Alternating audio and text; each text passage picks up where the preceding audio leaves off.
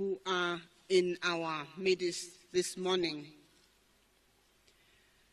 From the Kingdom of Eswatini, we welcome His Majesty King Mswati III.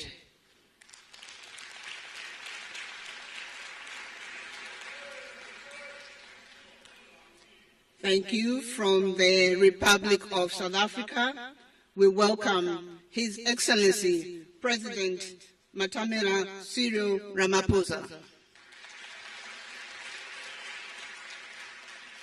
Our gracious host this morning. From the Republic of Zimbabwe, we welcome His Excellency President Dr. Emmerson Dambuzo Mnangagwa, the President.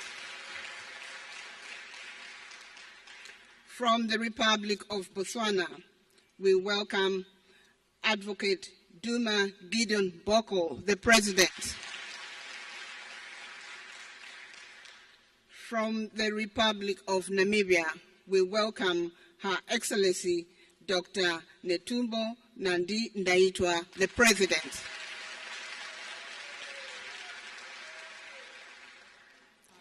From the Republic of Mozambique, we welcome His Excellency, the President, Mr. Daniel Francisco Chapo.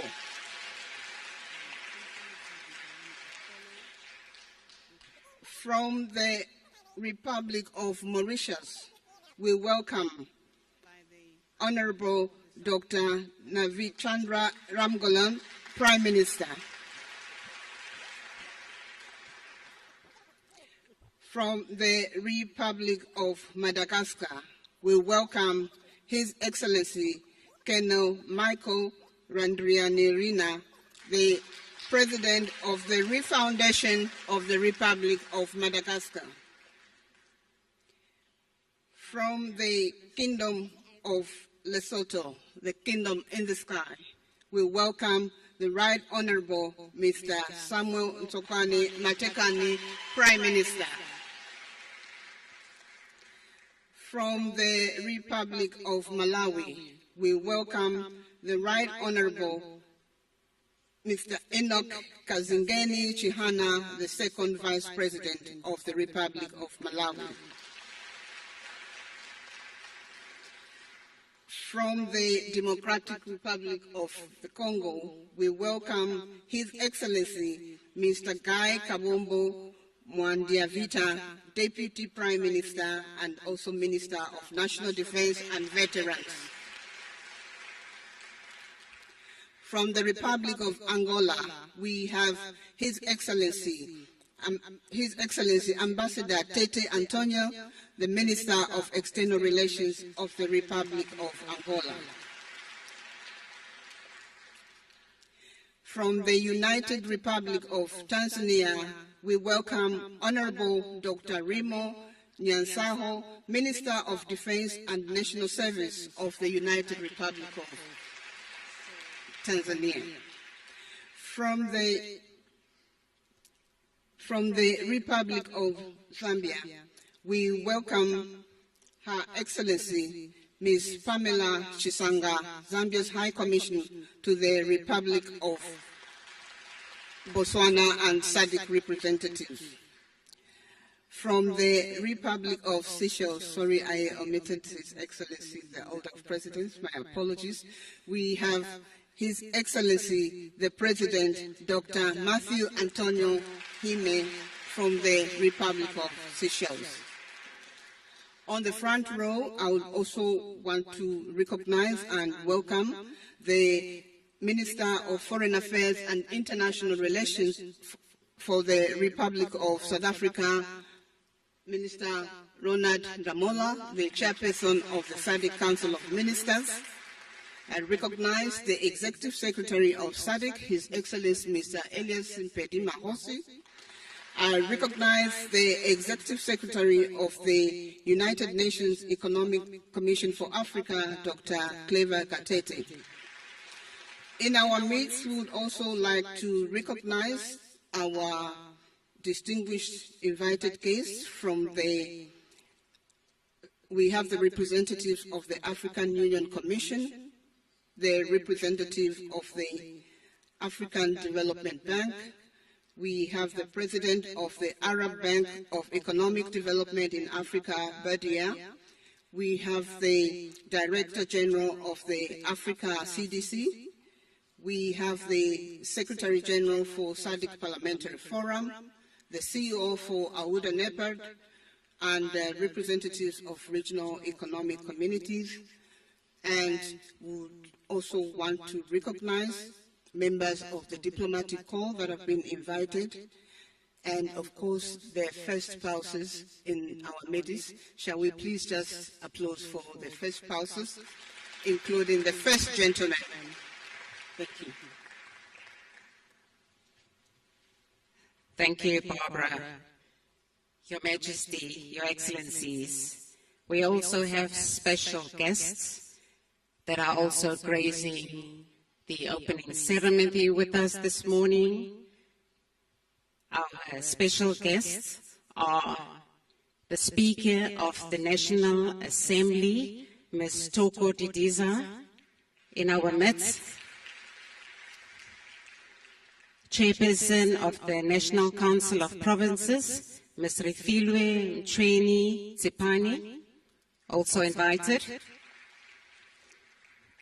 The host province, Premier of KwaZulu-Natal Province, Mr. Tami Mtuli.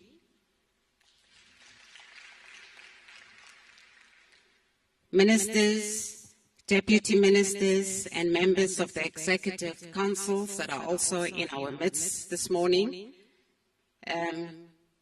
His Majesty King Misizulu Ka Swelentini, also invited to grace the occasion this morning. Members of Parliament, members of the Diplomatic Corps, the Executive Mayor of eThekwini Municipality, Councillor Vusimusi Taba. Thank you. Directors General, Business and Organized Labour present this morning. Thank you. In line with our program for this morning, we're now going to have welcome remarks from the Executive Secretary of SADC, His Excellency Mr. Elias Simpedi Maholtis. Your Excellency, you may come to the podium and deliver your welcome introductory remarks.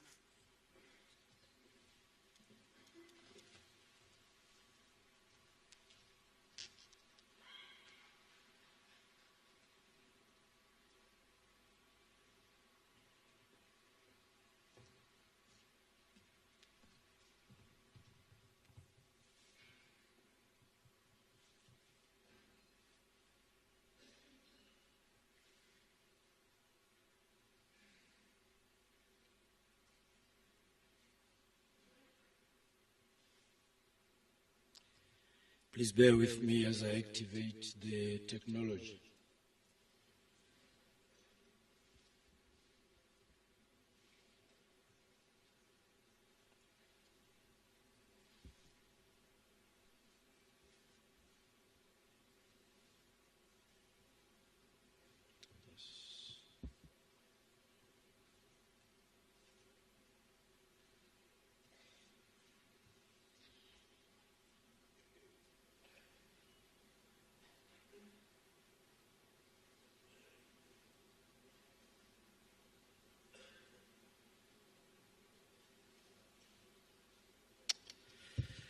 Thank you. Finally, we are there. Thank you very much, our directors of ceremony, Your Majesty Kim Mswati III of the Kingdom of Eswatini and incoming chairperson of the SADC, Organ on Politics, Defense and Security Cooperation, Your Excellency Mr. Matamela Cyril Ramaphosa, President of the Republic of South Africa and the Chairperson of SADC, Your Excellency Dr. Emerson Dambuzo Mnangagwa, President of the Republic of Zimbabwe and outgoing Chairperson of SADC, Your Excellency Professor Arthur Peter Mutharika, President of the Republic of Malawi and the Chairperson of the SADC organ, who is ably represented today by the Right Honorable Mr. Enoch Chihana, the Second Vice President of the Republic of Malawi. Your Excellency Dr. Samia Suluhu Hassan, President of the United Republic of Tanzania and outgoing Chairperson of the SADC organ, represented by Honorable Dr. Rimo Nyansaho, the Minister of Defense and National Service of the United Republic of Tanzania.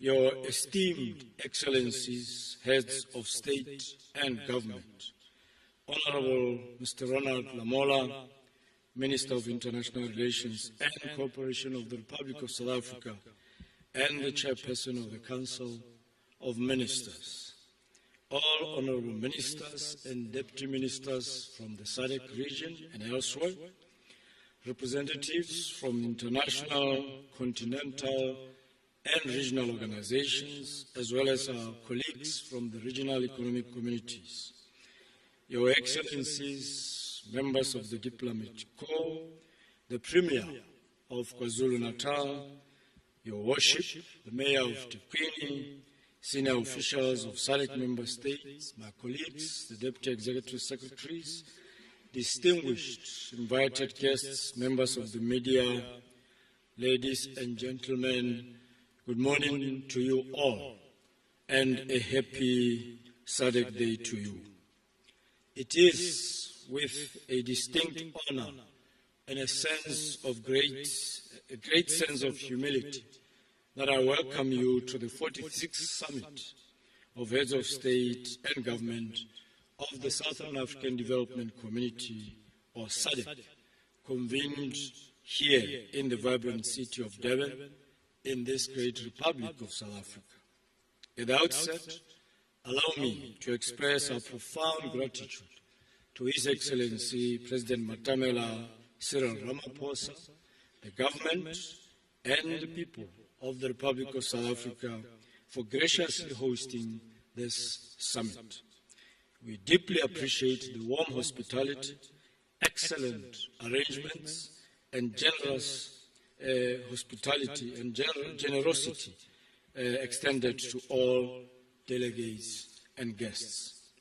We are especially privileged by the presence of their Excellencies, Heads of State and Government, whose leadership, vision, and unwavering commitment continue to guide our community in advancing regional integration, peace, stability, sustainable development, and our shared prosperity. I also extend a warm welcome to our cooperating partners, some of whom are amongst us today, representatives of continental and international organizations, members of the Diplomatic Corps, and all our distinguished guests gathered here today. Your presence reflects the strength of our partnership and our collective determination to advance the aspirations of the peoples of our regional community. It also solidifies and strengthens our cooperation and mutual benefit as we bring value to the region and to our citizens especially. Your Majesty, Excellencies, as we gather today and commemorate the SADC Day, we celebrate a remarkable journey of solidarity, resilience, and transformation. For more than 4 decades, SADC has demonstrated the enduring value of regional cooperation in promoting peace and security, expanding trade and investment, strengthening infrastructure connectivity, deepening regional integration, and improving the lives of our citizens. We pay tribute to the founding leaders whose courage, foresight, and commitment to regional solidarity laid the foundations of our community. Their legacy continues to inspire our efforts as we work together to build a stronger, more integrated, peaceful, and prosperous Southern Africa. I believe that ours today is to sustain this legacy, if not to enrich it, as we carve new and progressive chapters in pursuit of a shared prosperity. From its beginnings as a movement for regional cooperation and liberation, SADC evolved or has evolved from a liberation-focused cooperation into one of Africa's most dynamic and resilient regional communities. Today, our region is home to approximately 382 million people and a combined gross domestic product exceeding 847 billion United States dollars. These achievements are a testament to the transformative power of unity, of partnership, and of collective action. Our progress has been made possible by a foundation that remains indispensable, and that is peace and stability. The relative peace and stability enjoyed across our region reflects the commitment of member states to choose dialogue, diplomacy, democratic governance, conflict prevention, and peaceful resolution of disputes. These are rare attributes in most parts of our continent and should be guarded jealously to sustain the peace we are enjoying today. Yesterday, the Troika Summit of the SADC Organ on Politics, Defense and Security Cooperation reviewed political and security developments across the region, including the situations in the Democratic Republic of Congo and the republics of Madagascar and Mozambique. This has reaffirmed our shared responsibility to safeguard peace, security and stability as essential prerequisites for sustainable development and regional integration. Your Majesty, Excellencies, the situation in Eastern Democratic Republic of Congo remains a matter of concern. We welcome the progress reported through diplomatic engagements and the African-led peace initiatives. We trust that these initiatives bear fruits of peace, of coexistence, social harmony, and economic progress, rather than reverse the gains already achieved by previous interventions. SADC remains steadfast in its solidarity with the government and the people of the Democratic Republic of Congo and reaffirms its commitment to supporting efforts to restore peace, protect civilians, and create conditions conducive to sustainable development. We also extend our solidarity to the government and the people of the DRC as well as they contend with the Ebola outbreak. Our heartfelt condolences go to the families and communities who have lost loved ones. Our deep appreciation goes to the dedicated healthcare workers who continue to sacrifice their very own lives to serve and save others. And to our partners, including the Africa CDC, the World Health Organization, among many others, for coordinating and supporting the response efforts. This outbreak, however, is a stark reminder of the importance of strengthening regional cooperation in health security, disease surveillance, preparedness, and coordinated and swift response as a community.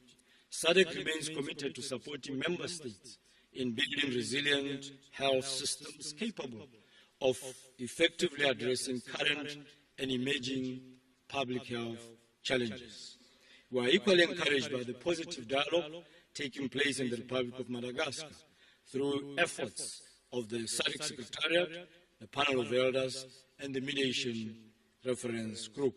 Such efforts continue to strengthen trust, consensus building, and inclusive governance.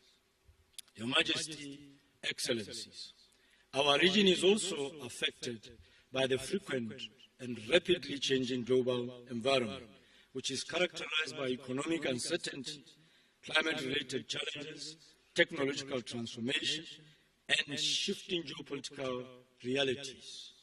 These occurrences are increasingly reminding us of why we exist as a community and why we must expedite our own integration. We now realize that we can no longer depend on others elsewhere, but on ourselves, that we need each other more and must depend on each other more, and so must trust each other more. Equally, in an increasingly interconnected world, no country can realize its full potential in isolation. Our strength lies in working together, trading together, investing together, and building together. Your Excellencies, I believe that we have a duty to create this reality and future for ourselves. As the global economy transitions towards clean energy, digital technologies, and advanced manufacturing, SADC is uniquely positioned to play a strategic role. The region is endowed with abundant reserves of critical minerals, including platinum group metals, lithium, cobalt, graphite, manganese, rare earth elements, and copper, all of which are essential to the industries of the future. Our ambition must be to move beyond the export of raw materials and position SADC as a globally competitive center for beneficiation, value addition, manufacturing, innovation, and indeed the industrialization we are pursuing. However, the challenge for us as a region is not a lack of these resources, nor is it that we don't know their potential to transform our economies and change our fortunes. It is not even that we have not talked about them in the past and made commitments to change the trajectory. The challenge is, when do we stop them transporting them in raw form and start adding value to them and creating sustainable jobs and wealth? Once more, we do not need permission from anyone to start this process. Let us start now. Your Majesty, Excellencies, industrialization remains central to achieving structural transformation, economic diversification, job creation, poverty reduction, and improved living standards. However, industrialization cannot succeed without modern and reliable infrastructure. Robust and sustainable energy systems, refreshed and reliable transport networks, ports and logistics platforms, and cost-effective digital connectivity are indispensable enablers of industrialization and ultimately competitiveness and economic growth. Agriculture also remains a cornerstone of many of our economies and a source of livelihoods for millions of our citizens. Despite climate-related changes, member states continue to invest in irrigation, mechanization, climate-smart agriculture, improved seed systems, and agro-processing. These efforts have strengthened resilience and contributed to improvements in food security across the region and to the reduction of food insecurity by 16%. To fully unlock the potential of the agricultural sector, we must continue investing across its entire value chain, from production and processing to storage, transport, and to market access. Doing so will enhance food security, create jobs, and drive inclusive growth. This vision that I just painted is reflected in the theme of this summit, which reads, and I quote, "Resilient, sustainable, inclusive industrialization through infrastructure development, agricultural and critical minerals transformation in pursuit of a just world." End of quote. It captures the aspirations of our region and underscores the importance of building resilient economies capable of creating opportunities for all. Your Majesty, Excellencies, the success of our region will depend largely on its people, particularly our youth. As technological changes accelerates and economies become increasingly knowledge-driven, it is imperative that our young people are equipped with the skills, education, and opportunities necessary for them to thrive. Investment in quality education, technical and vocational skills development, digital literacy, innovation, entrepreneurship, science and technology must therefore remain among our regional priorities. We must create an enabling environment that empowers young women and men to participate meaningfully in economic transformation. Supporting youth-led enterprises, expanding access to finance and technology, and creating pathways to decent employment will be critical to our long-term success. We therefore, at this juncture, wish to extend our congratulations to His Excellency President Matamela Cyril Ramaphosa and his team, led by Honorable Pax Tau, the Minister of Trade, Industry and Competition, on the successful hosting of the 9th SADC Industrialization Week. Over the years, the SADC Industrialization Week has become the region's premier platform for dialogue between governments, the private sector, investors, innovators, and development partners. The recommendations emerging from this year's edition should help the region implement the SADC industrialization strategy and promote inclusive and sustainable economic growth. As we celebrate the SADC Day today, we should remain optimistic and resolute in advancing regional integration. We should continue building a region that is united in purpose, resilient in the face of challenges, and steadfast in advancing the prosperity and dignity of all its people. We should build a SADC where peace prevails, economies grow, industries flourish, trade expands, and young people thrive, and opportunities reach every community. On behalf of the SADC Secretariat, I wish to congratulate His Excellency President Matamela Cyril Ramaphosa as he assumes the chair of SADC today. We pledge our full support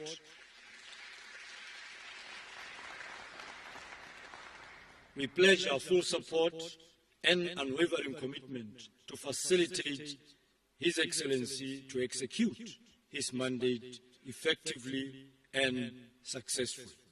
We are confident, sir, that under your decorated leadership, SADC will continue to advance its vision of a peaceful, resilient, industrialized, prosperous, and integrated Southern Africa. We extend our appreciation to our member states, cooperating partners, stakeholders, and citizens whose support and contributions continue to strengthen our community and brings us closer to our shared vision of a peaceful, prosperous, and integrated Southern Africa. We also extend gratitude to the dedicated staff of the SADC Secretariat, led by my two deputies, for their professionalism, expertise, and commitment to implementing summit decisions, especially in advancing the regional integration agenda. Your Majesty, Excellencies, I wish you fruitful deliberations and every success in this summit today. I thank you for your attention. Merci beaucoup. Muito obrigado. Asante sana. Ke a leboga.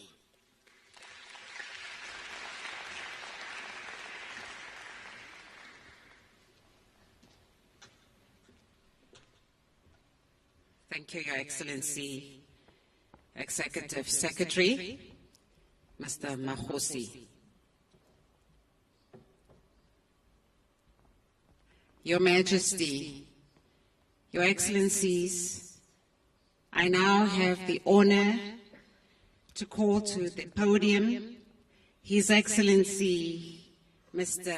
Matamela Cyril Ramaphosa, President of the Republic of South Africa and host of the 46th Ordinary SADC Summit of Heads of State and Government. Mr. President. Thank you, Program Director, Your Majesties, Your Excellencies, Heads of State and Government,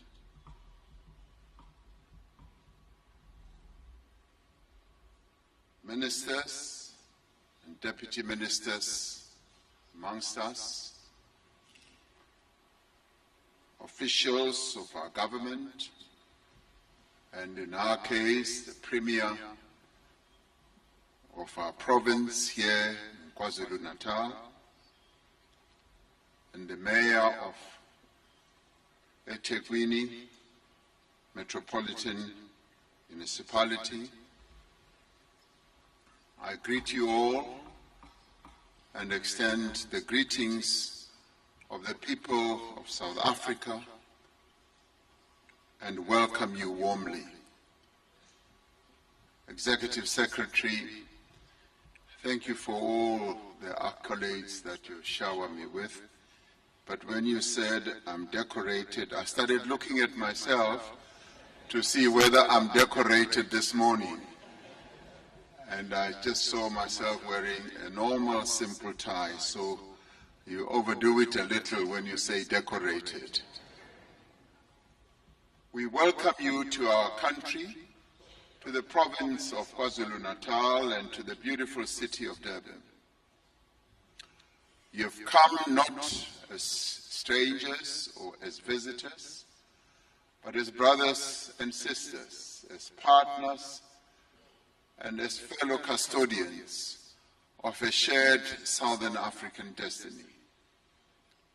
And we do hope that during your visit and time here, you will experience the warmth, the friendship, and the hospitality of the people of South Africa.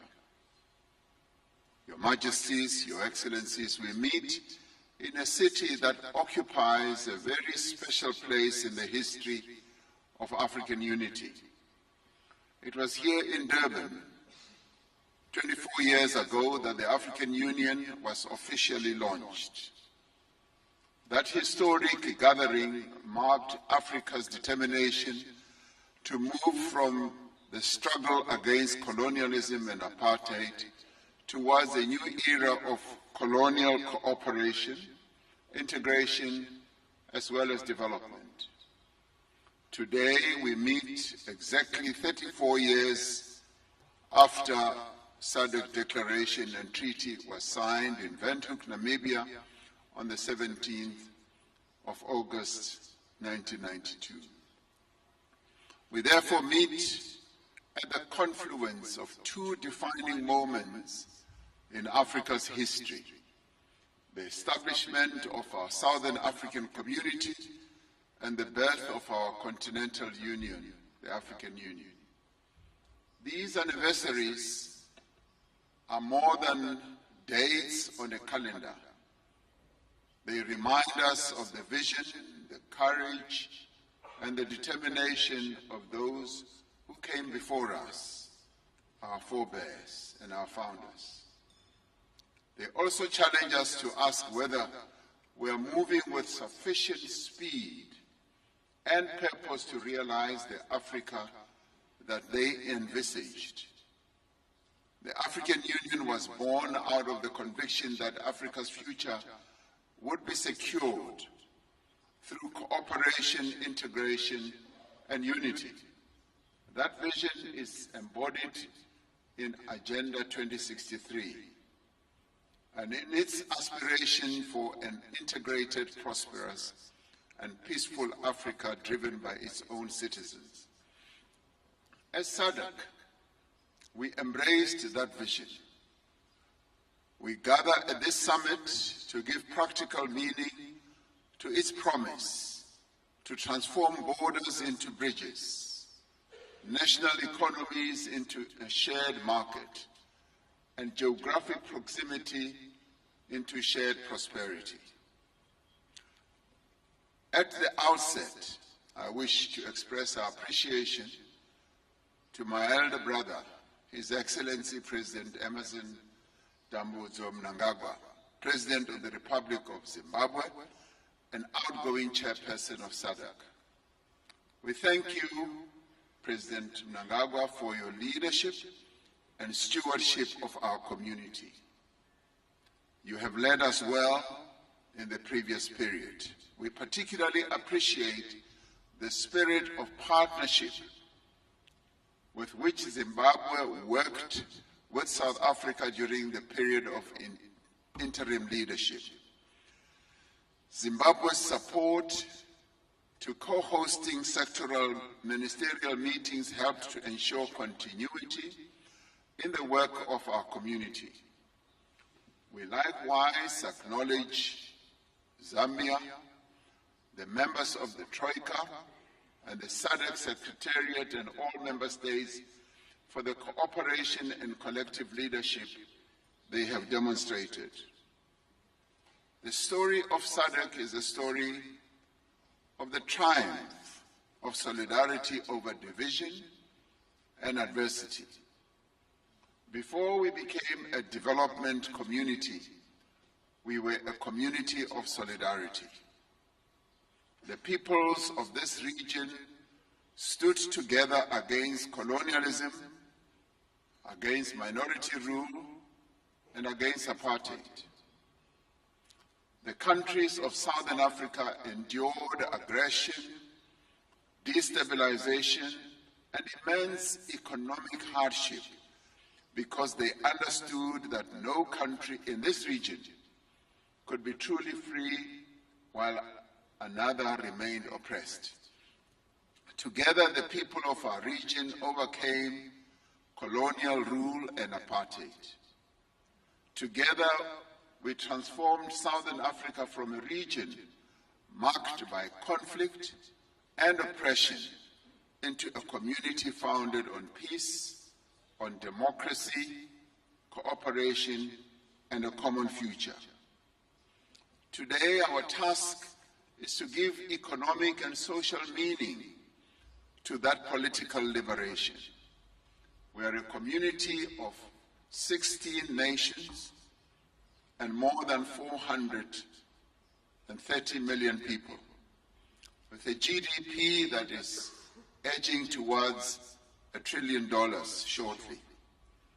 We possess abundant mineral resources, as our Executive Secretary said, vast agricultural potential, a youthful population, a growing industrial and technological capability. We have made important progress in the previous years. The SADC Free Trade Area has created a platform for greater regional commerce. The SADC Real-Time Gross Settlement System facilitates cross-border payments and draws our economies much closer together. Through the Southern African Power Pool, member states share electricity infrastructure and resources across national borders. Through regional cooperation, we are strengthening our collective capacity to prevent conflict, to address instability, to support democratic governance, and to respond to political and security challenges. Through the Africa Centers for Disease Control and Prevention and the World Health Organization, we are strengthening disease surveillance, pandemic preparedness, and health security across our region. The importance of this cooperation is demonstrated by the devastating Ebola outbreak caused by the Ebola virus in the Democratic Republic of the Congo. At the latest count, nearly 5,000 confirmed cases have been recorded and more than 2,300 lives have been lost. Behind every number is a human life, is a family. Behind every statistics is a family and a household that continues to experience sadness and grief. Behind every number is an anxious community and a health worker placing their own life at risk to save others. And on behalf of our government and the people of Southern Africa, we express our deepest condolences to the government and to the people of the Democratic Republic of the Congo as they go through this devastating pandemic. We commend the courage of Congolese health workers. We appreciate the leadership of the government of the DRC, the Africa CDC, especially Dr. Kaseya, who is here, who is the Director General of this Africa CDC and the World Health Organization, working with regional and international partners to coordinate the response. But the outbreak continues to outpace our efforts. We must do much more, and we commend the government of the DRC of doing what they are doing, monitoring the development of this virus. We must act with urgency, all of us, and we call for an immediate humanitarian ceasefire in the affected conflict areas in the Eastern DRC, and for the safe and secure humanitarian access so that health workers can reach every affected community. And we call on all parties to respect health facilities, health workers, and humanitarian operations. And we call on governments to avoid indiscriminate restrictions on travel and trade against affected countries. This generalized ban on travel from countries that are affected by a pandemic is clearly unfair. Such restrictions are not supported by public health evidence. They damage economies, they disrupt livelihoods, and may drive movement through unmonitored border crossings, thereby making containment much more difficult. As SADC, we stand in solidarity with the Democratic Republic of the Congo and its peoples. We must strengthen surveillance, laboratory capacity, emergency coordination, and clinical preparedness in neighboring member states and across our region, because what has broken out in the DRC could easily spread and affect many other countries in our region. We must also ensure that financial pledges are translated urgently into resources on the ground. Protecting Africa from epidemics requires more than responding when outbreaks occur. I speak as I do on this matter, having been appointed by the African Union as the champion for pandemic surveillance and response. It requires sustained investment in prevention, surveillance, resilient health systems, research, and the African production of vaccines, diagnostics, and medicines.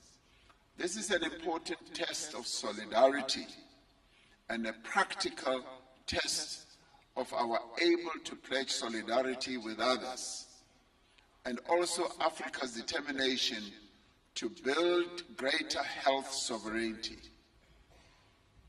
Your Majesties and Excellencies, the work undertaken across all these areas demonstrates that SADC is not simply a forum for meetings, for summits and communiques. SADC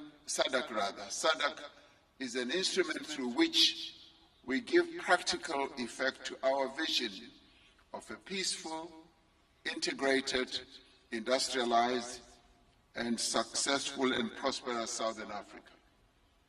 The report of the Executive Secretary, Mr. Elias Mahosi, details the progress that has been made, as he was also speaking. It also challenges us to do much more with greater urgency, with focus, and also with discipline. And we thank the Executive Secretary, the Secretariat, and senior officials of SADC, and indeed our ministers, the Council of Ministers as led by Minister Lamola of South Africa, for the sterling work that they have undertaken preparing for this summit. While our regional integration agenda is making progress, the pace of transformation remains slow.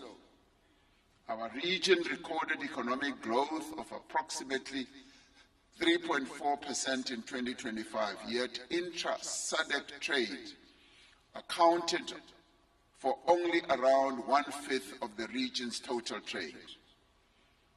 After decades of integration, we have not yet truly and fully unlocked the potential of our regional market. We continue to import too many goods that we could produce within our region. We continue to export, as we heard from our Executive Secretary, raw materials that we could process and beneficiate here ourselves in our region. We continue to procure services from elsewhere that our own people and businesses have the skills and the capacity to provide. Every raw material exported without beneficiation represents value that has left our shores. Every product imported that could competitively be manufactured here represents jobs that could have been created in our communities. We have everything we need across our 16 member states to meet the needs of our people. We have the natural resources, we have the land and agricultural potential, and we do have the skills and capabilities that can produce all the needs of our people. Above all, we have more than 400 million people whose energy, ingenuity, enterprise must become the driving force of our development. The people of our region are asking us to deliver the dividend of economic liberation. They want decent jobs, they want growing industries, reliable electricity, affordable food, quality health care, education, and opportunities for the youth of our region. They expect regional integration to improve their daily lives in visible, practical, and meaningful ways. So this summit must therefore accelerate through the decisions that we will take. The implementation of the Regional Indicative Strategic Development Plan of 2020 to 2030. First, we must deepen industrialization and build regional value chains. The minerals and agricultural commodities of our region must become the foundation of Southern African manufacturing. We must process more of what we mine and add value to more of what we grow and manufacture more of what we consume. Secondly, we must invest boldly in regional infrastructure. We do need the roads that should link our countries. We need the efficient railways that should carry the minerals and manufactured goods, and modern ports that should connect Southern Africa to continental and global markets. Our infrastructure must connect not only our capitals and commercial centers, but also rural communities, our border towns and unserviced regions, underserviced rural areas that have remained on the margins of development. And thirdly, we must strengthen our energy, water, and digital security. We should also expand electricity generation and transmission capacity and deepen cooperation through the existing Southern African power pool and strengthen it. Every citizen must have access to safe water and adequate sanitation. We must therefore invest in cross-border water infrastructure to secure water for our households, our farms, and industries. We must expand affordable digital connectivity so that every community, every entrepreneur, and every young person can participate fully in the digital economy. And fourthly, we must build climate-resilient food systems. And we must also be able to respond to climate diversity, as well as agricultural expertise to feed our people and become major global producers of food. We must improve agricultural productivity, strengthen regional food reserves and agricultural value chains, and support smallholder and emerging farmers. And fifthly, we must make full use of the opportunities that are presented by the Africa Continental Free Trade Area. In the end, SADC must become a powerful platform from which our businesses can access a continental market of more than 1.4 billion people that reside on our continent. But this will require us to remove non-tariff barriers, improve border management, harmonize standards, and make it easier for goods, services, capital, and skills to move across our region. Our decisions must also be implemented.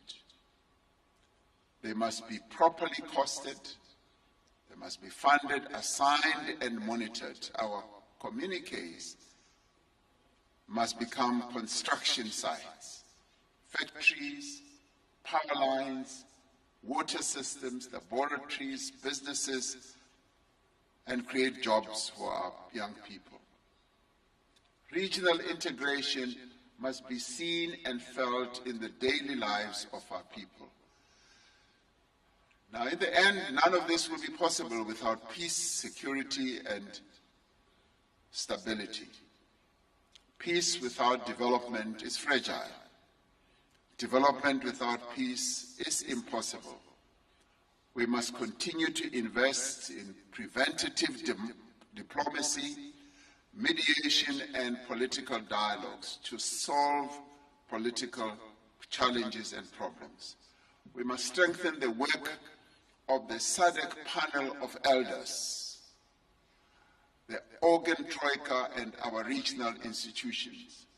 We must also resolve differences that may exist through dialogue, uphold our shared democratic principles, and act collectively whenever the peace and stability of our region are threatened. We have done so in the past. Our community, in the end, is like a river system.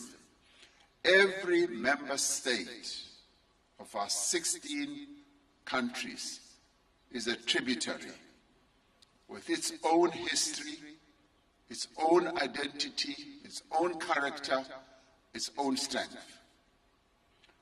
When those separate currents come together, they become a powerful force that carries opportunity across borders and sustains all in its path. A tributary does not lose its identity when it joins a great river. It gains reach, depth, and power, and flows strongly. In the same way, regional integration does not diminish our sovereignty. It multiplies our collective capacity to secure the well-being of the people of Southern Africa. Our community must therefore become more than the sum of its member states. It must have the institutional strength, the authority and resources to advance our common interests and realize our shared vision. I would like to see this summit to be remembered, not merely for the declarations that we will adopt, but for the decisions that we implement. Let this summit in Durban, the city in which the African Union was launched, become the place where SADC renewed its determination to build a truly integrated regional economy. And we must turn our borders into bridges, and we must turn our resources into industries, and we must turn our youthful population into a powerful democratic dividend that will benefit all the peoples of Southern Africa. And we must turn this solidarity that has been so strong over the years into a shared prosperity. And this summit must therefore inspire a new era of regional integration that delivers dignity, opportunity, and the hope of every citizen of Southern Africa. Let this summit affirm our commitment to peace, security, and democracy. We should emerge from this summit stronger, with resolve to build diversified industries and resilient economies. And so, in the end, we must move forward as SADC and implement the SADC Vision 2050, which is about a peaceful, inclusive, competitive, and prosperous region in which no country and no person is left behind. It is now my distinct honor and privilege to declare the 46th Ordinary Summit of Heads of State and Government of the Southern African Development Community officially opened. And I thank you.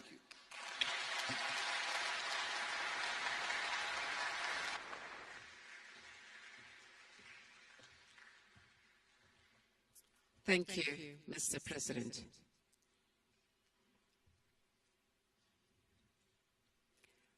Your Majesty, Excellencies, we will now listen to a short statement from His Excellency, Dr. Mahmoud Ali Yusuf, Chairperson of the African Union Commission, who is unable to join us this morning, but we will have sent a short video clip for this occasion. Your Excellencies.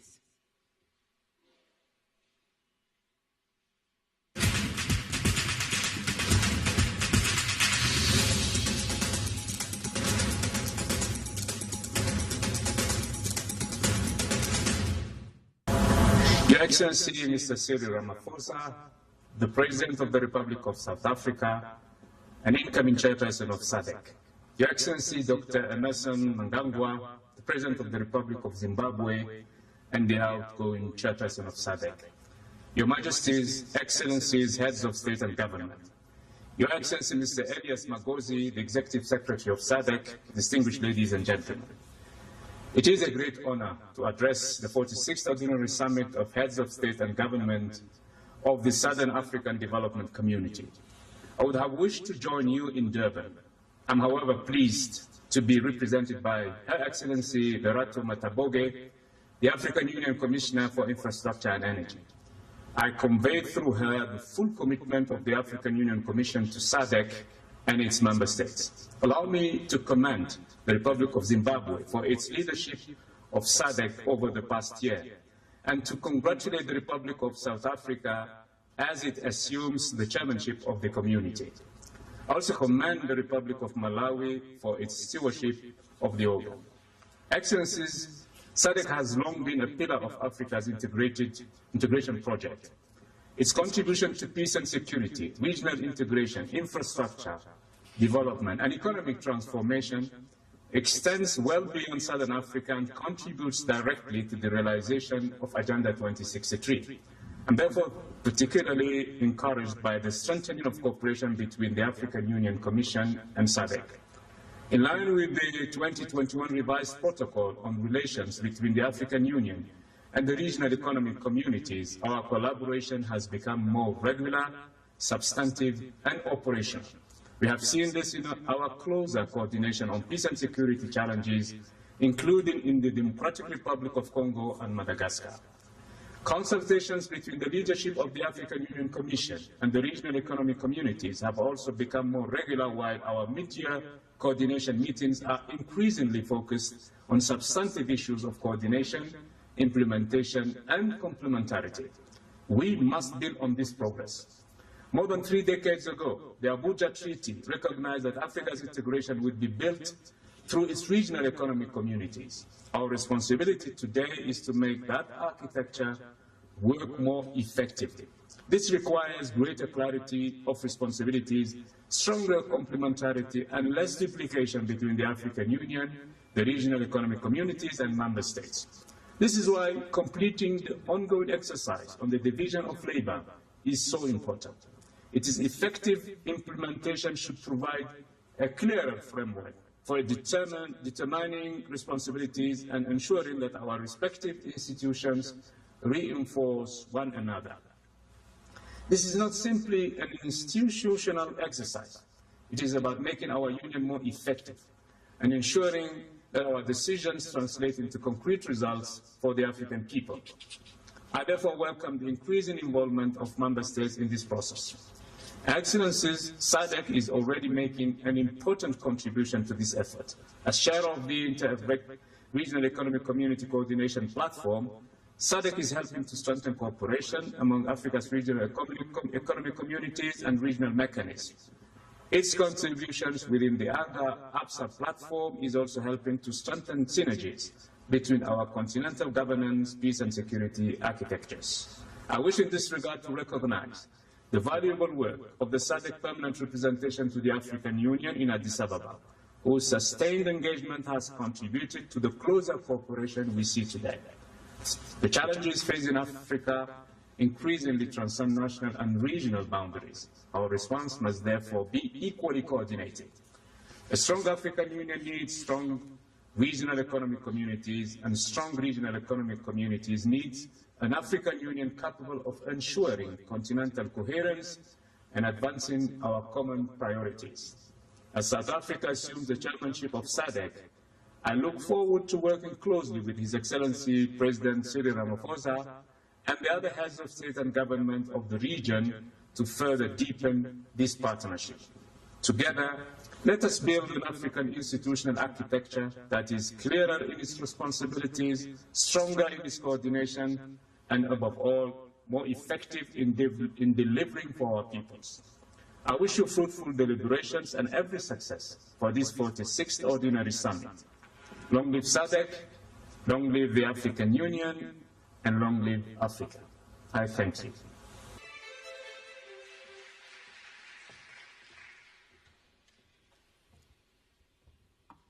Our sincere appreciation for that video message. Your Majesty, Your Excellencies, we will now listen to a statement from His Excellency, Mr. Clever Gatete, the Executive Secretary of the United Nations Economic Commission for Africa. Your Excellency.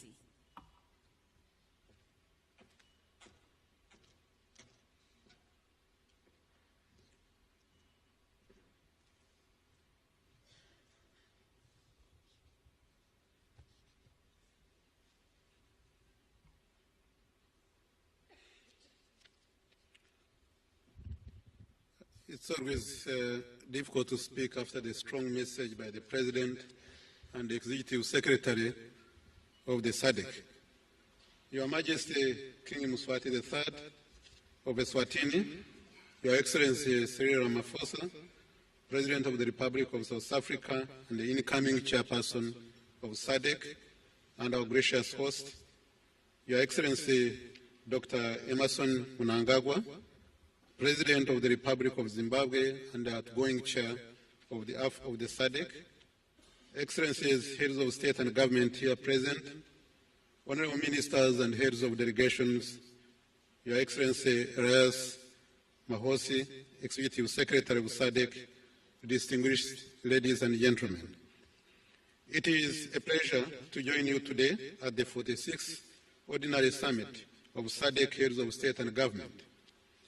I commend the government and people of South Africa for their warm hospitality and congratulate SADC Secretariat under the leadership of the Executive Secretary, Elias Mahosi, for convening the summit under the crucial theme, Resilient, Sustainable and Inclusive Industrialization through Infrastructure Development, Agricultural and Critical Minerals Transformation in Pursuit of a Just World. Your Excellency, our meeting takes place at a critical time in the world. Technological innovation, climate crisis, shifting geopolitics, and the reconfiguration of global supply chains are reshaping trade, investment, and industrial production. Meanwhile, development aid is declining. Concessional resources are becoming scarce, and borrowing costs are rising. The crisis in the Middle East is further adding pressure by disrupting routes, trade routes, raising energy, food, and fertilizer price volatility, fueling inflation, eroding the value of the African currencies, and tightening financing conditions. In response, global nations are investing in advanced manufacturing, food systems, transformation, energy security, including clean energy, digitization, and strategic industries. So where does Africa fit in this new economic order? For generations, the continent has supplied the world with raw and semi-finished commodities while receiving a disproportionately small share of the massive wealth created from the sector. Africa exports minerals, others manufacture batteries, electric vehicles, and renewable energy technologies.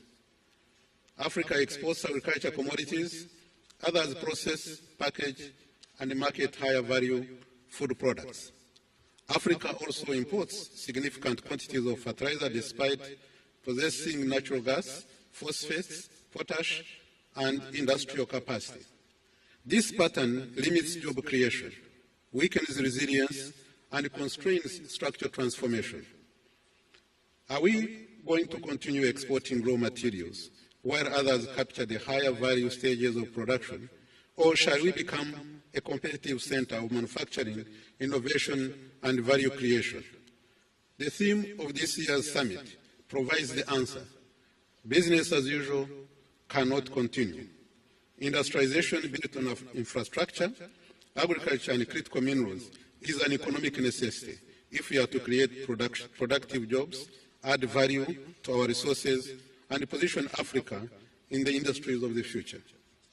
Importantly, Southern Africa begins with extraordinary advantages, as mentioned by the Executive Secretary of SADC. It has rich deposits of platinum, lithium, diamonds, manganese, cobalt, and copper, resources indispensable for the global energy transition. It also has fertile land, manufacturing capacity, financial markets, power infrastructure, and transport corridors linking Indian and Atlantic oceans. Across Africa, vast mineral and agricultural resources, renewable energy potential, and growing industrial capabilities provide a strong foundation for transformation.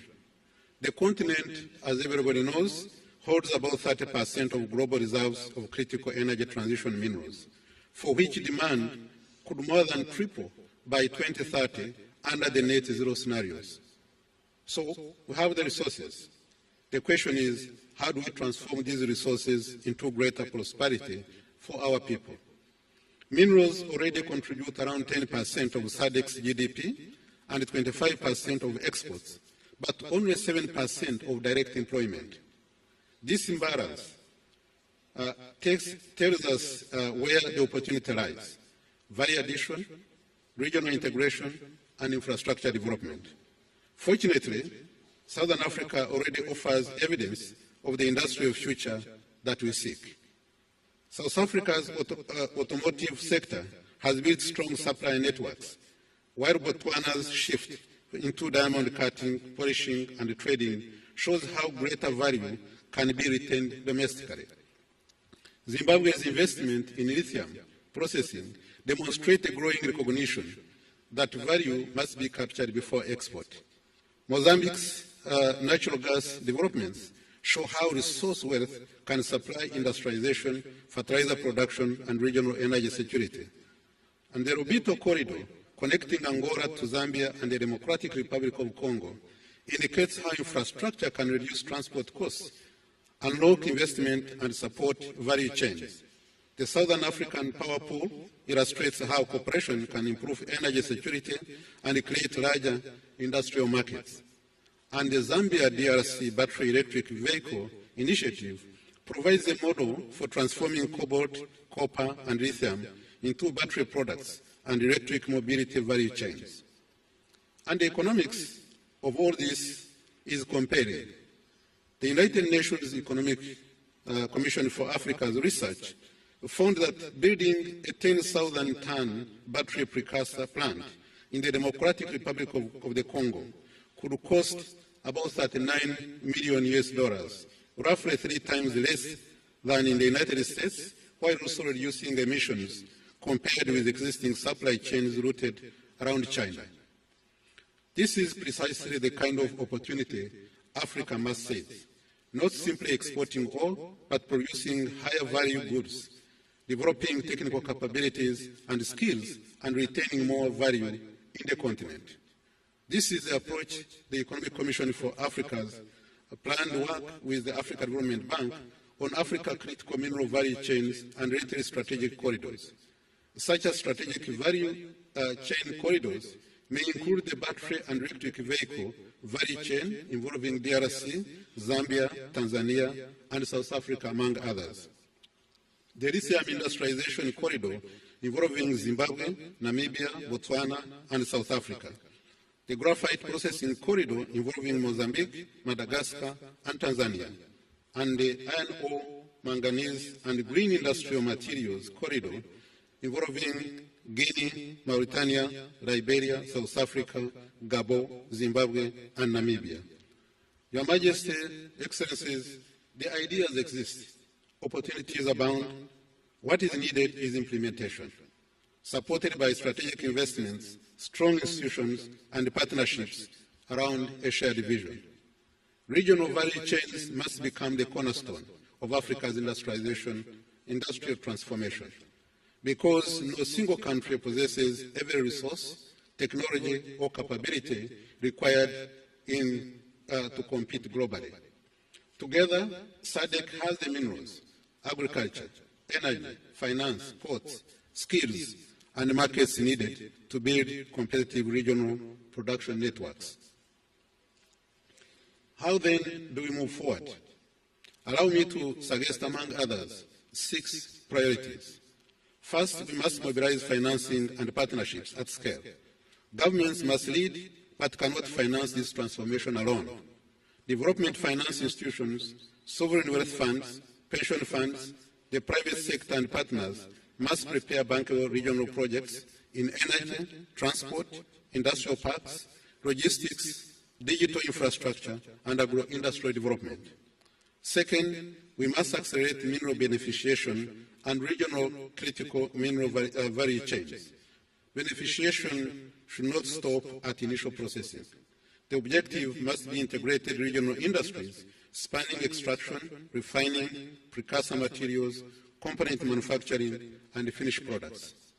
Third, we must transform agriculture into an engine of industrialization.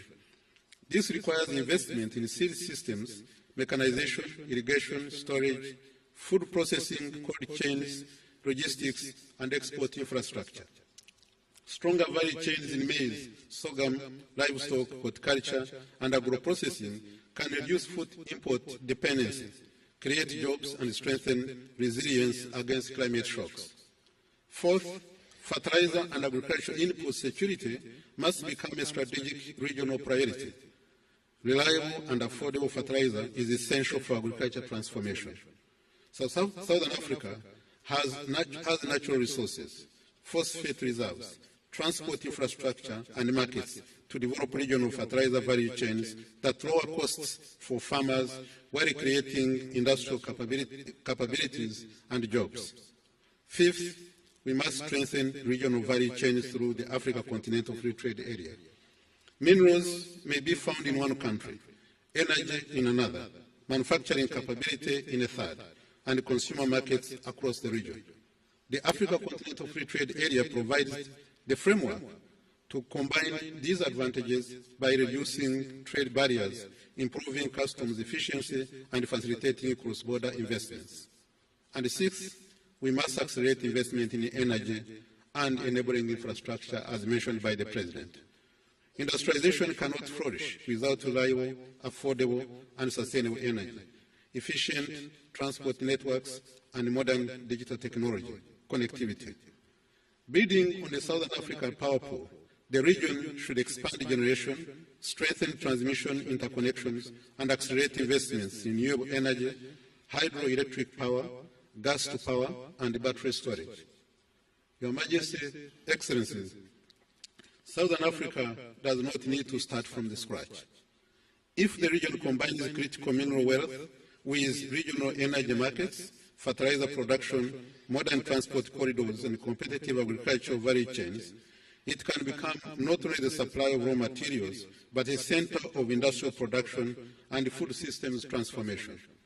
The pathway is clear: implementation at scale, coordinated regional action, and sustained investment in what is required.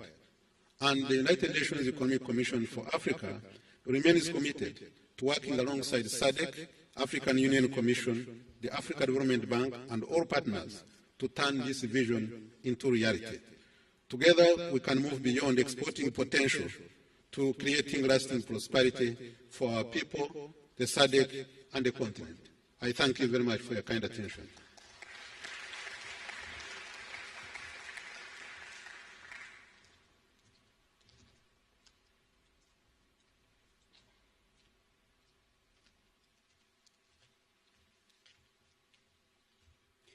Thank you, Executive Secretary of the United Nations Economic Commission for Africa.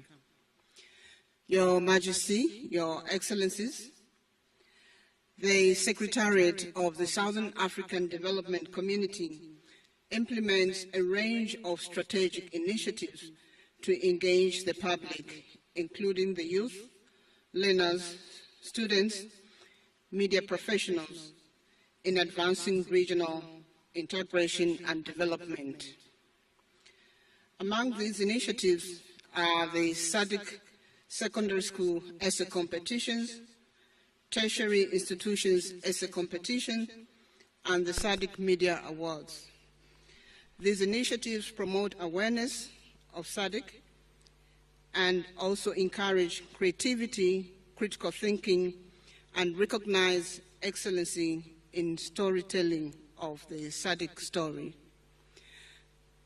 At this point, we will now announce the winners of the 2026 SADC competition. We're going to start with the secondary school essay competition. We will flag the winners on the screen as I announce them. For the SADC secondary school essay competition, the winners are as follows. The third position, we have Mr. Siamboga Makoba from South Africa.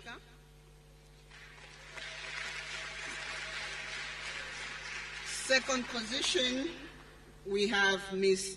Dize Carmen Francisco, Republic of Mozambique. And the first position, we have Mr. Tulani Mahambire, Republic of Zimbabwe. I'll move to this 2026 SADC Tertiary Institution Essay Competition. Third position, we have Ms. Lizelle Bernice Mujoro, Republic of Namibia. Second position, we have Ms. Yambikani Boltoman, Republic of Malawi. And the first position, we have Ms. Vuyelwa Karabo Simelani, Kingdom of Eswatini.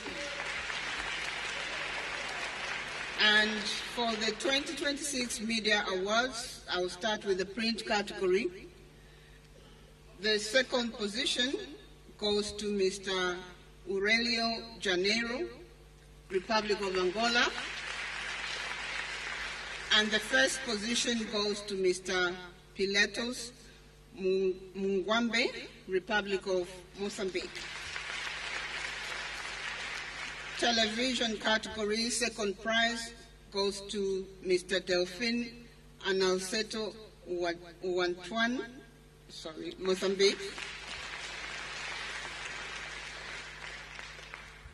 And the first position goes to Ms. Elago Ndapeiwa Shitatala, Namibia. Photo category, second position goes to Mr. Siabulela Duda, South Africa. I think he's in this room. And then the first prize goes to Mr. Dome Aseno Semedio, Angola. And finally, with radio, we have the second prize going to Mr. Sikaka Riabohile, Gladys, South Africa. And the first prize, Mr. Horacio Ramoy, Mozambique. Thank you, and we wish to congratulate the winners of those awards. We will now proceed to the maiden speech to be delivered by the President of Seychelles, His Excellency Mr. Patrick Yemen. As a new member of the SADC family, as per tradition, we allow the new member of the SADC family to deliver their maiden speech. His Excellency Dr. Matthew Antonio Patrick Yemen, President of the Republic of Seychelles. Your Excellency, you have the floor. His Majesty King Mswati III, His Excellency Mr. Cyril Ramaphosa, President of the Republic of South Africa and interim chairperson of SADC, His Excellency Dr. Emerson Mnangagwa, outgoing chairperson of SADC, Your Excellencies, Heads of State and Government, Executive Secretary of SADC, distinguished guests, ladies and gentlemen, good morning. It is a profound honor to address this distinguished assembly for the first time as President of the Republic of Seychelles. I thank the government and people of the Republic of South Africa for their warm hospitality, and I commend the Republic of Zimbabwe for its stewardship of our community as outgoing chair. As Seychelles marks 50 years of independence, we reaffirm our unwavering commitment to the ideals upon which SADC was founded: solidarity, regional integration, and the shared prosperity of our people. Excellencies, history rarely announces the moment when it changes course. It simply presents a generation with a choice, and I believe that this is Africa's moment. Our predecessors fought for political liberation. They secured our sovereignty and built the foundations of regional cooperation. Our generation is called upon to fulfill a different mission: to transform Africa's immense potential into prosperity for its people. For centuries, others crossed the ocean in search of Africa's wealth. Today, history presents us with a different opportunity, not simply to supply the world with our resources, but to build prosperity from them. The measure of Africa's success can no longer be the value of what leaves our shores, but the opportunities we create within them. The theme of this summit points us in that direction: industrialization, infrastructure, agricultural transformation, and the responsible development of our critical minerals are not separate priorities. Together, they form the foundation of a resilient, competitive, and prosperous Southern Africa. Excellencies, the world around us is changing rapidly. Geopolitical tensions, disruptions to global supply chains, volatile energy markets, and climate-related events remind us that our prosperity cannot depend solely on circumstances beyond our control. For Seychelles, these realities are immediate. As an island nation, we experience the effects of global disruptions in the cost of food, fuel, and essential goods, and in the confidence upon which our tourism economy depends. Yet, this is not the experience of Seychelles alone. It is a reminder that in today's world, the resilience of every member state depends upon the resilience of the community as a whole. Our response must therefore be greater regional integration, not as an aspiration, but as an economic necessity. Geography has blessed our community with different strengths. Some member states possess fertile agricultural islands. Others hold the critical minerals that will shape the industries of tomorrow. Others serve as the gateways through which Southern Africa connects to global markets. These are not competing advantages. They are complementary strengths. The prosperity of a landlocked economy depends upon efficient access to ports. The success of our ports depends upon vibrant regional production and seamless transport corridors. Our future will be built by connecting these strengths into one integrated regional economy. Excellencies, industrialization is not simply about manufacturing. It is about dignity. It is about creating opportunities for our young people. It is about ensuring that African resources create African jobs, African industries, and African prosperity. Africa should no longer export raw materials and import finished products at a premium. The era of African potential must now become the era of African prosperity. This demands leadership, it demands investment, and above all, it demands unity. Excellencies, the founders of SADC understood that our greatest strength would never be found in the size of our individual economies. It would be found in the unity of our purpose. That truth remains as relevant today as it was over 4 decades ago. History will not judge our generation by the speeches we delivered or the declarations we adopted. It will judge us by whether we had the courage to transform our resources into opportunity, our integration into prosperity, and our shared vision into tangible progress for the people we serve. Africa's greatest resource has never been beneath its soil. It has always been the determination of its people. If we unite that determination with visionary leadership, sound institutions, and bold economic transformation, then the next chapter of global development will not simply include Africa, it will be shaped by Africa. And my country, Seychelles, stands ready to play its part. I thank you, ladies and gentlemen.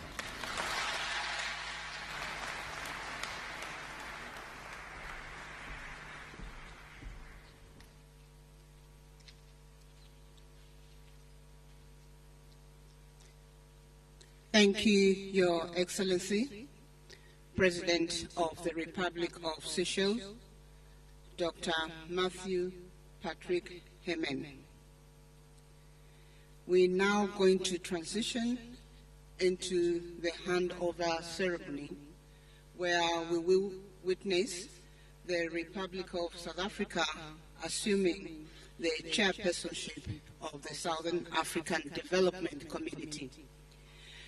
At this point, I now have the honor to humbly invite His Excellency Dr. Emmerson Dambuzo Mnangagwa, President of the Republic of Zimbabwe and the outgoing chairperson of SADC, to deliver his statement, and thereafter we will witness the handover. Your Excellency, President Mnangagwa, you have the floor.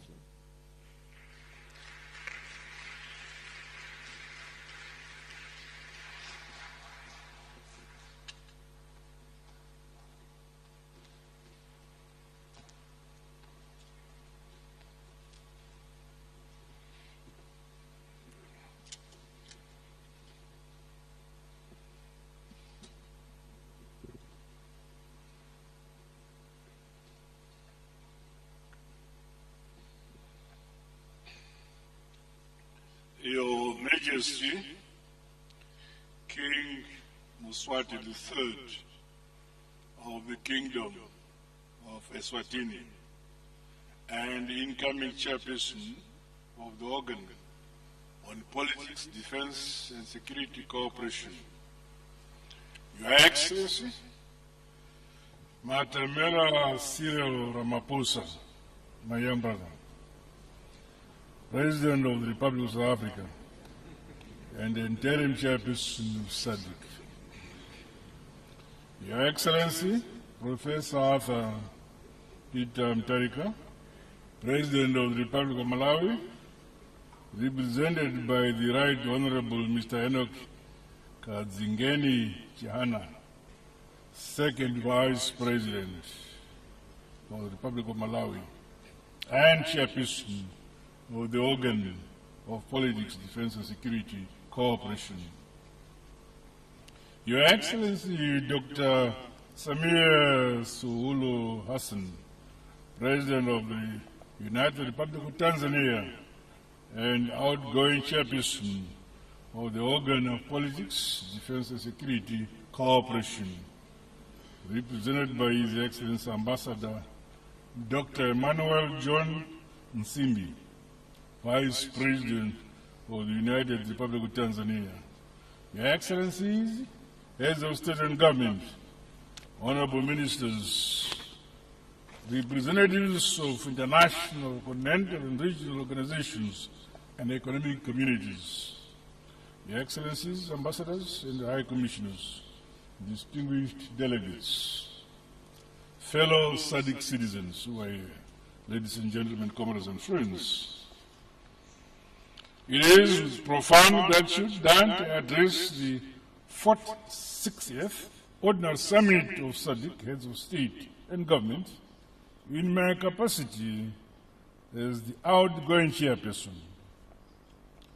This summit has been convened under the able leadership of my dear young brother, His Excellency Cyril Ramaphosa, President of the Republic of South Africa, interim chairperson of SADC, and incoming chairperson of SADC. I commend our dear brother, President Cyril Ramaphosa, for his astute and visionary leadership and the stewardship of our regional body over the past year as interim chairperson.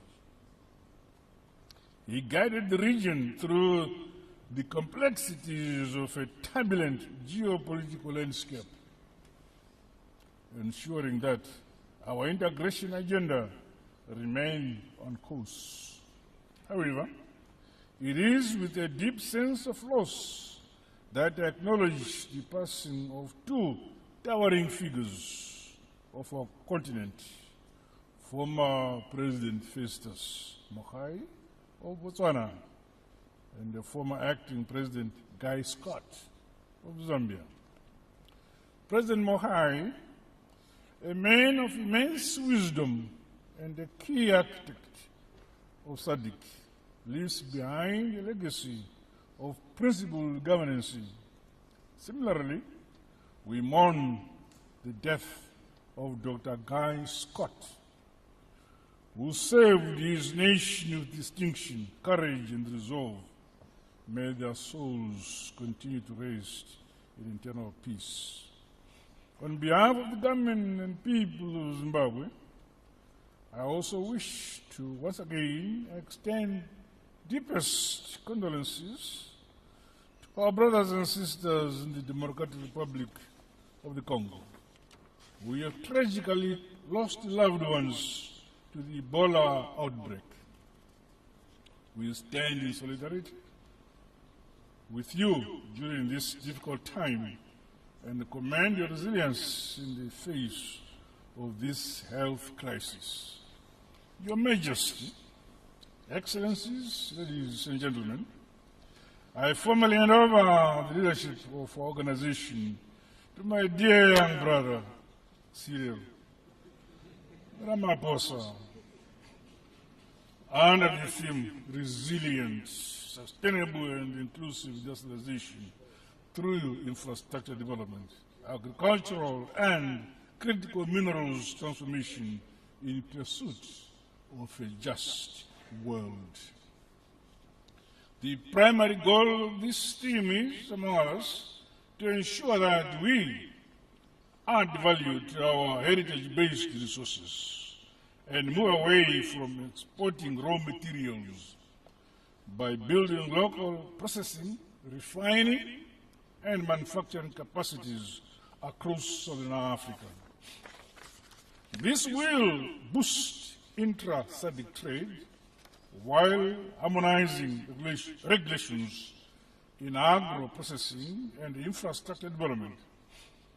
By processing our minerals, we create jobs, foster innovation, and retain the value that rightfully belongs to our people. As Zimbabwe, we are emboldened by our national development philosophy, ilizwe lakhiwa, libuswe, likhulekelwe ngabanikazi balo, nyika inovakwa, igotongwa, ikonamatibane bene bayo.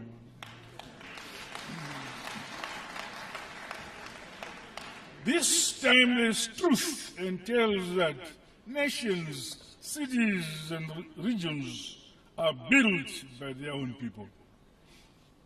This is, by and large, our rallying call for self-determination. By placing our people at the core of our development agenda, we ensure that the wealth of our region benefits our citizens and improve their quality of life. While we value our international partnerships, experience and hindsight have shown the increasing need to reduce over-reliance on external funding, which has the risk to compromise our sovereignty and national priorities.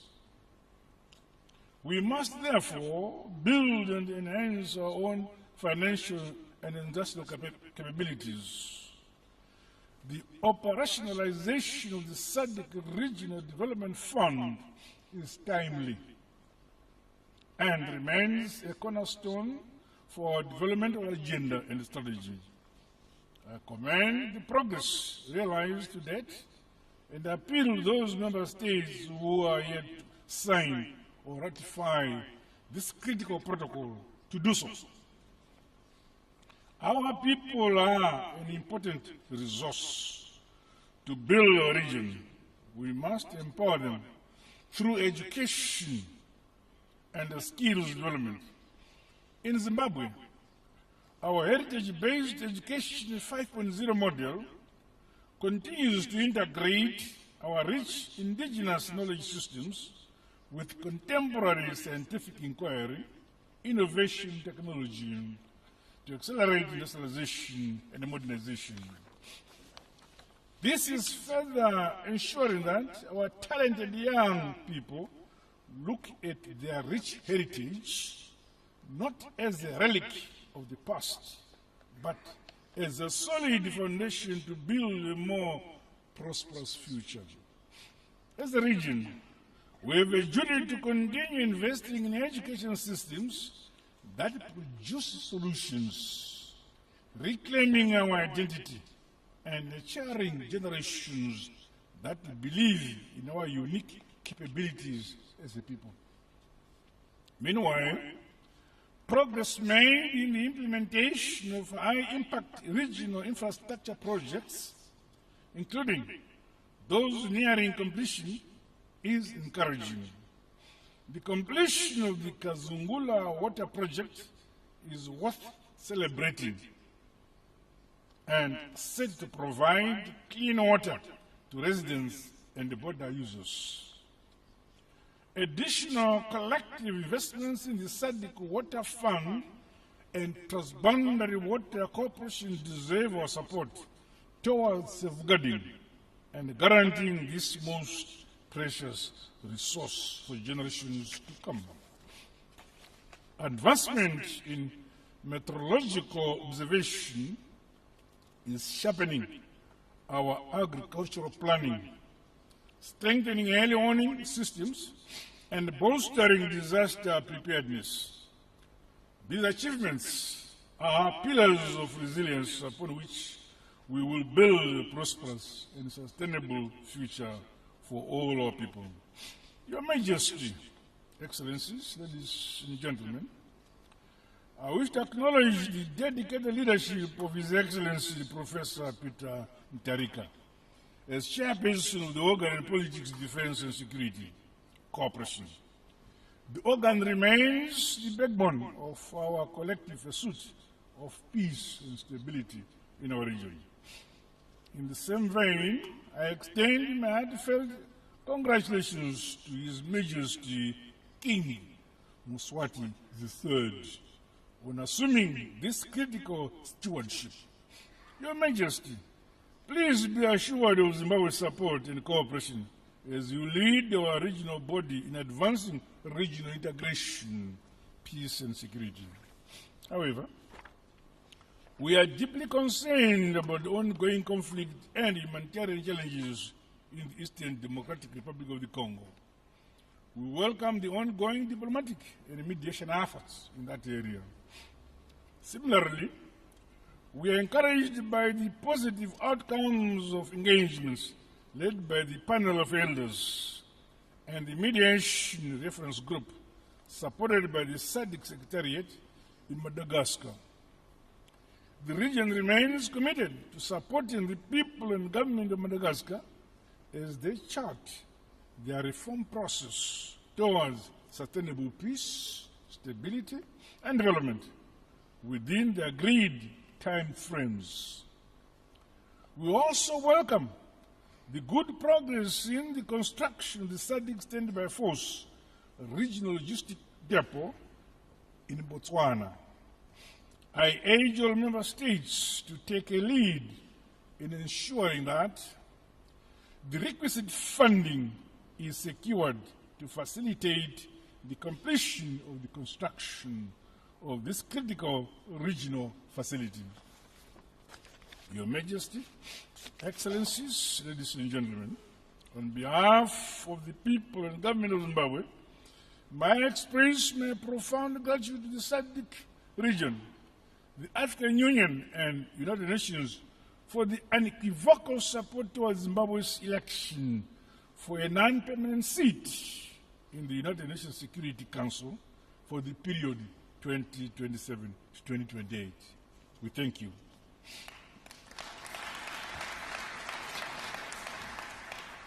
The endorsement of our bid was a vote of confidence in Zimbabwe's commitment to the principles of peace, dialogue, and international cooperation.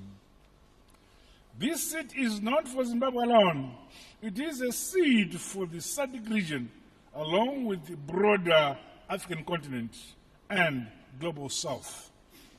We shall serve our tenure with integrity and use the opportunity to advance peace and justice, as well as dialogue, inclusivity, peaceful solutions, and a shared prosperity, anchored on sustainable development, industrialization, and modernization. In the same spirit, let me take this opportunity to thank you all for the continued solidarity and support you are extending to Zimbabwe as we endure the unjust unilateral sanctions imposed on us by some stupid Western countries. We reiterate our call for the unconditional removal of these sanctions. Your Majesty, Excellencies, ladies and gentlemen, allow me now to officially hand over the mantle of leadership of organization to His Excellency and young brother, President Cyril Ramaphosa. I'm confident that under his astute leadership, guided by the principle of Ubuntu and the indomitable spirit of SADC, we will overcome any challenges towards building the future of our people, the future our people deserve. Be assured, Your Excellency and dear brother, of Zimbabwe's continued support and cooperation as you steer the organization towards the SADC we all want.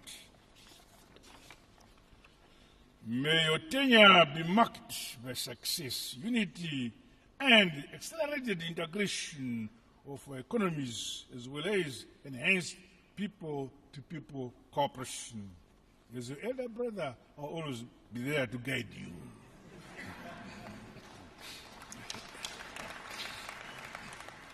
I wish the Southern African Development Community a happy and memorable SADC Day. Live long SADC, live long our unity, live long our solidarity. God bless you all. God bless SADC. God bless Africa. I thank you. Muito obrigado.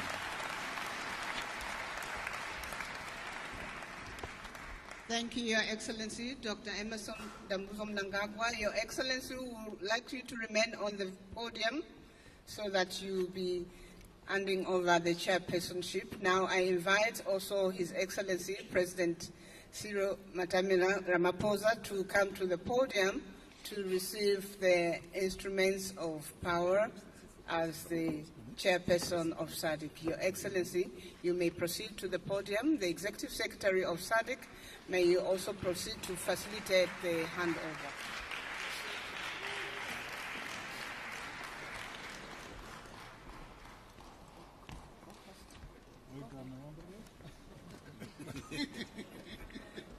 We will ask their excellencies just to come in the center here so that we can see them properly.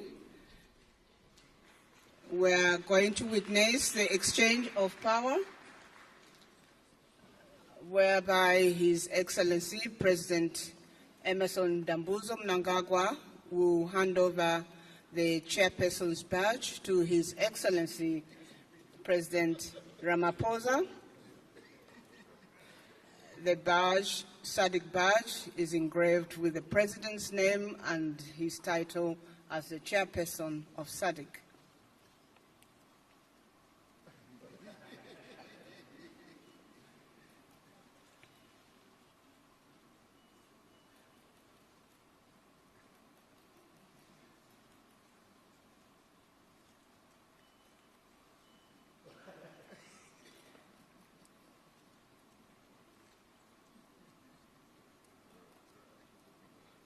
After receiving the chairperson's badge, His Excellency President Ramaphosa will also be given the gavel, one of the instruments of symbolizing that he's now the chairperson of SADC.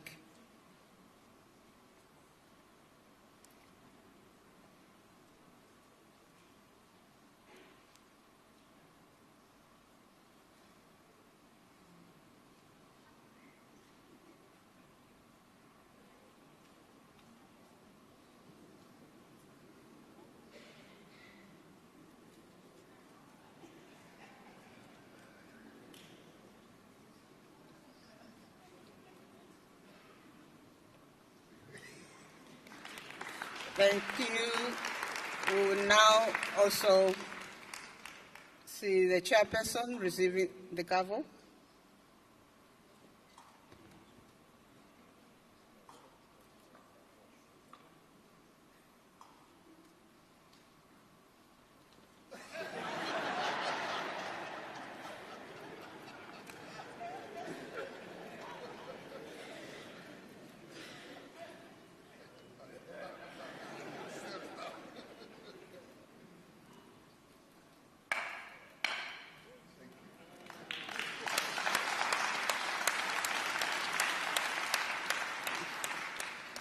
Thank you, and congratulations, Your Excellency President Ramaphosa, the chairperson of SADC, and also congratulations to His Excellency Emmerson Dambuzo Mnangagwa, President of the Republic of Zimbabwe, the outgoing chairperson. We will now have an acceptance statement by the chairperson, His Excellency President Ramaphosa, who will deliver his acceptance statement. Thank you.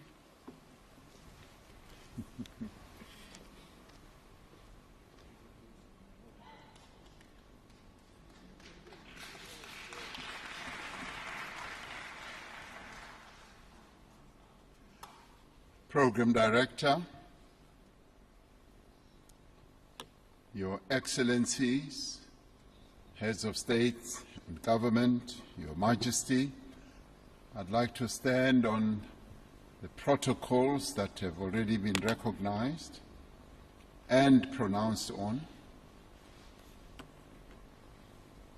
On behalf of the government and the people of South Africa, I accept the responsibility of assuming the chairpersonship of the Southern African Development Community.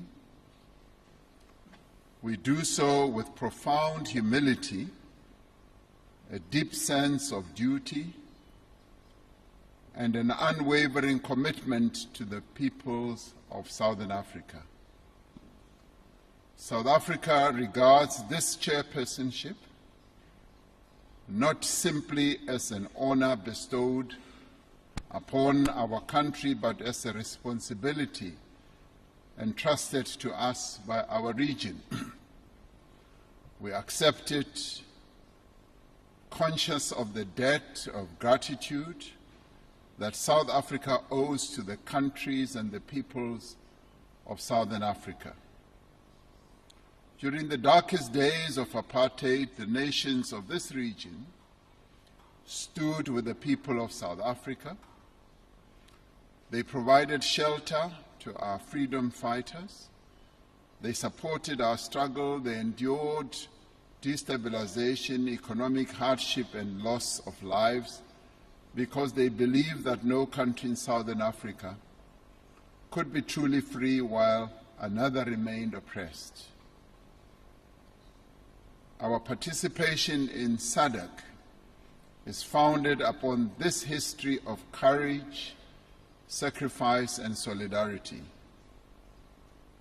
It is sustained by our conviction that the destiny of the countries of Southern Africa are inseparable and that our progress will be secured only through unity, cooperation, and common purpose.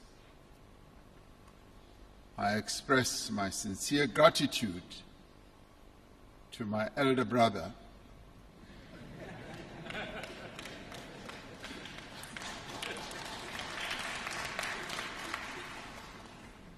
and Your Excellency President Mnangagwa. I should tell you that His Majesty King Mswati III and I were in conversation this morning, and we wondered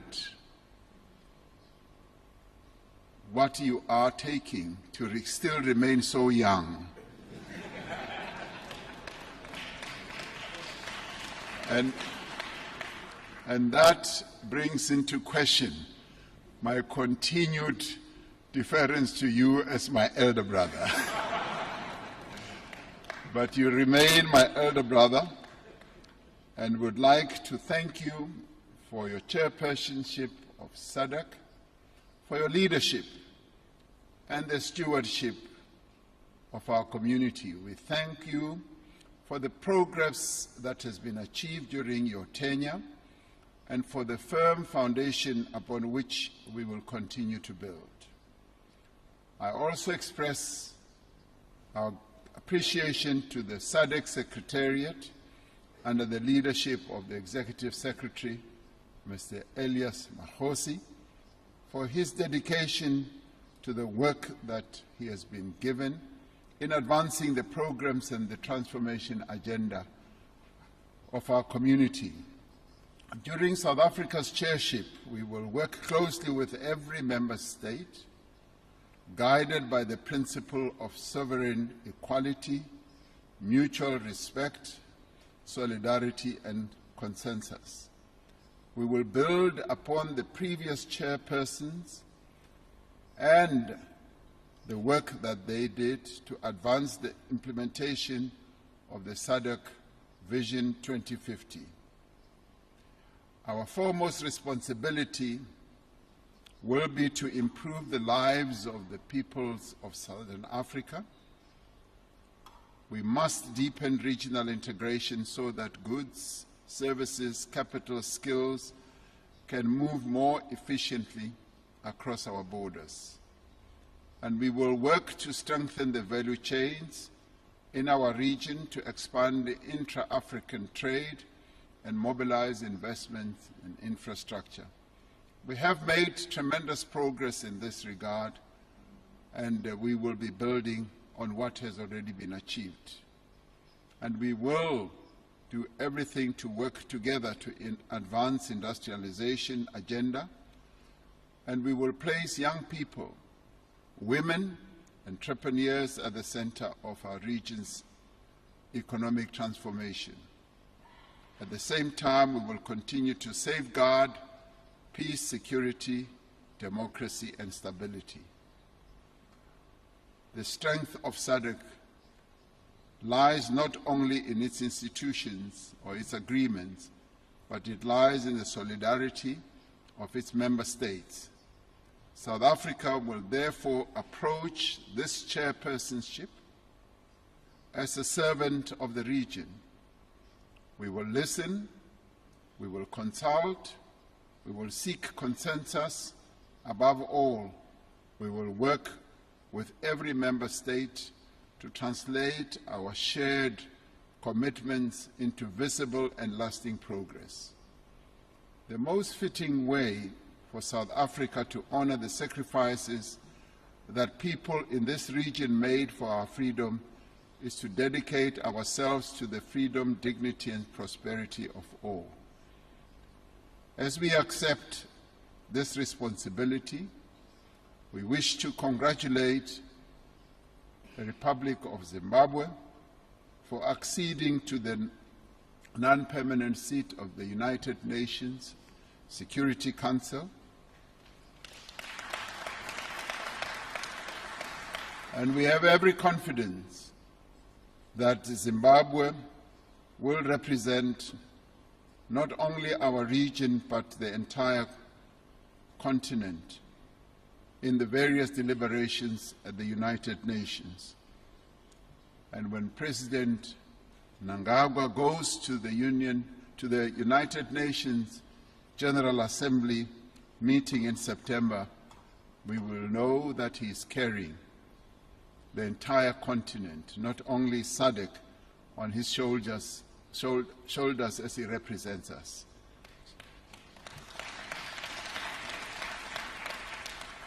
So we do accept this responsibility with humility, and we undertake to execute it with integrity, diligence, unwavering commitment to the unity of our region. So we will work with every member state, and thank you very much for bestowing on us this honor, and we accept it once again with the humility. Thank you very much.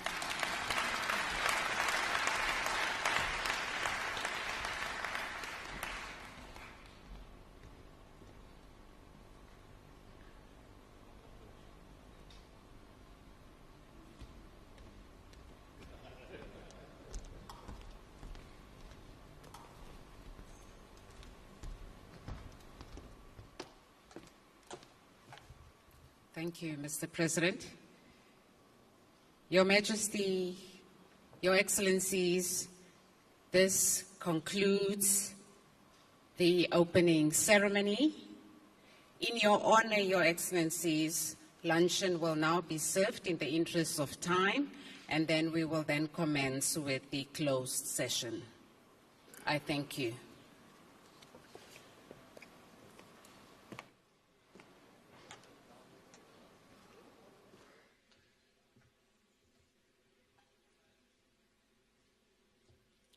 The leaders will dine in the leaders' lounge. Ministers and other invited guests will dine in the ministerial lounge, senior officials downstairs. Protocol, please conduct the leaders.